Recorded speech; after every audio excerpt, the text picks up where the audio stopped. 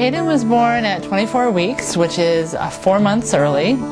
I became very sick pretty suddenly, and so he had a rough start to life. He was in the hospital for 132 days at 3 different hospitals, and the first 2 months or so were pretty rough for him. So he's been home with us now for a year as of a few days ago. As a mom coming home with a preemie who's got all kinds of needs, it's very overwhelming, and you don't know what you should be doing. All the developmental books go out the window because they don't fit into any of those categories. He's 17 months old, but his adjusted age is more like 13 months old, and he's all over the map with his skills. And so Richie McFarland has really come in here and helped us to, focus on what he should be working on and help him progress along the way. Our early intervention program, specifically targeted to children birth to 3, it's actually called Early Supports and Services in the state of New Hampshire, is an entitled program for children that meet the eligibility criteria. And that service is required to be delivered in homes or natural environments. So we find ourselves in many families' homes or in child care centers. And our whole goal is to really support a caregiver, be it a parent, a grandparent, a foster parent, or a child care provider, to really learn strategies and to incorporate throughout the child's day and throughout the child's routine that will really help that child take his or her next step developmentally. Janet's here with us today from Richie McFarland, and she is Cayden's physical therapist, and he has a physical therapist and an occupational therapist.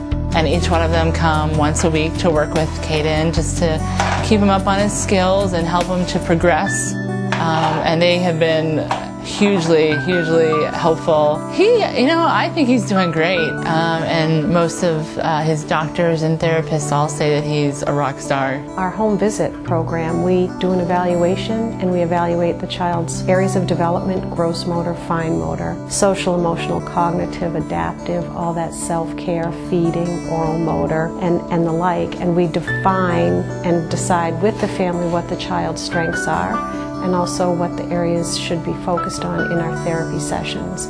And then depending upon that discussion and what makes the most sense, we develop a strategy, and we would go out to the home with an occupational therapist or a physical therapist, depending upon the child's primary area of concern and the family's priorities. It has been like a shared partnership because they've come in into our home, and they're here twice a week. They're like family. They come in and just develop a great relationship with him and us, and we're really comfortable to work with each other and come up with strategies to help him.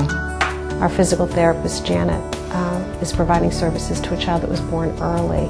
And that's just one kind of family that we serve. I mean, there are children that come to us that are 2 years old and not talking yet, or there are children that come to us born with a condition such as spina bifida or Down syndrome. There might be children that just are really late to walk or crawl, and for any reason a family might be concerned about their child's development and refer to our program to check it out.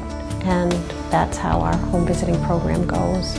And typically a child, as they have the opportunity to engage in those individual one-on-one home visits, we kind of reach a ceiling in our effectiveness. By the time a child turns 2 or 2.5, it's their turf, and it's really more difficult for our therapists to kind of really manage and direct the therapy session. So sometimes we do need to come in here to the center so that we are in control of the environment, and sometimes the early learning group is the next step for that child, that they have practiced in a one-on-one situation in the home, and now the child is really given the opportunity to explore his or her new language skills or sign language or movement with their peers. For more information, call the Richie McFarland Children's Center at 603-778-8193.